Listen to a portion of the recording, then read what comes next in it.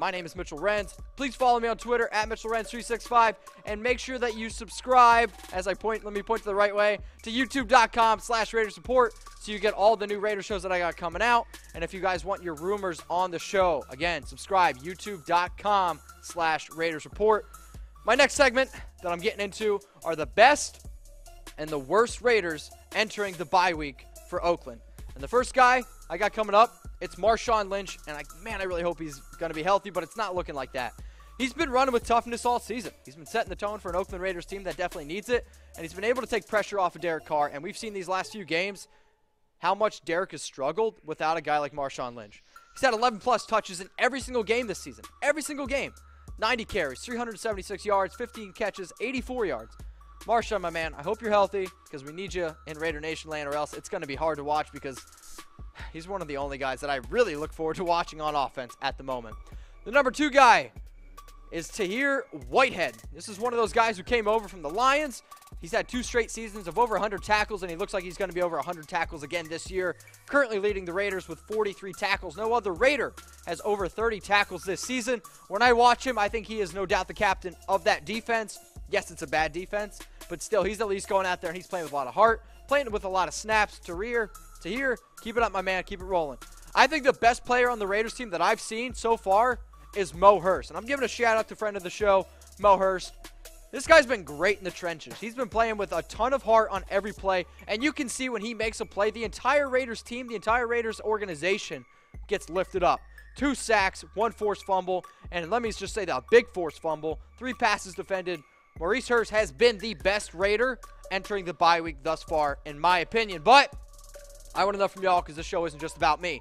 Who has been the best Raider thus far? You can say anybody that you want, any player that you want. Who has been the best Raider thus far in 2018, even though it might be a small list. Small list of places that I trust, there's only one. And I'm only going to trust BetDSI when I make my bets for college football, for NFL, literally, and hey, and NBA just started. So go to chatsports.com/bet. Use that promo code LIVE120 for 120% deposit bonus. What does that mean? Put down $100, get $120 for free. Pretty good, right? Thank you, BetDSI. Now, let's get into the worst Raiders since entering the bye, and I think the first guy on this list has to be Derrick Johnson. There's a reason why that the Raiders released him. He was playing a lot early on, and he hasn't been playing so much now. 17 tackles, 0 sacks. I just think that he looks like he's 35 years old. He looks slow. He looks old. He's not really getting it going with the Raiders team. And I think it's ultimately why he was released. And there's a reason why a guy like Jason Gambinda is now taking his spot. So, Derrick, I appreciate you. I've been a fan of you for 13 years, but you haven't been as good in the silver and black.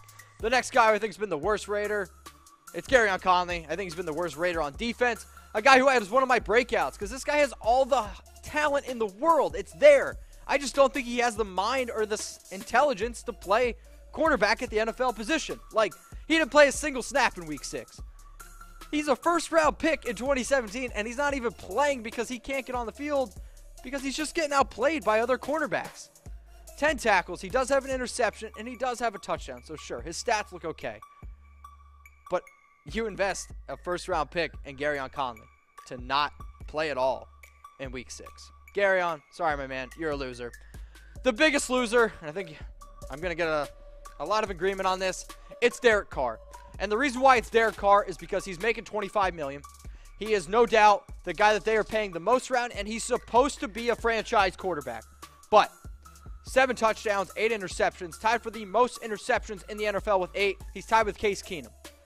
Bad turnovers, really bad turnovers at critical parts of the game is absolutely killing the Raiders' offense, killing the Raiders' mojo, and it's one of the big reasons why they only have 1 win. And not only that, he's not putting the ball down the field. Not stretching the ball down the field. So, Derek, I'm sorry. In my opinion, you're the worst Raider thus far entering the bye. But I want to know from you, who has been the worst Raider thus far?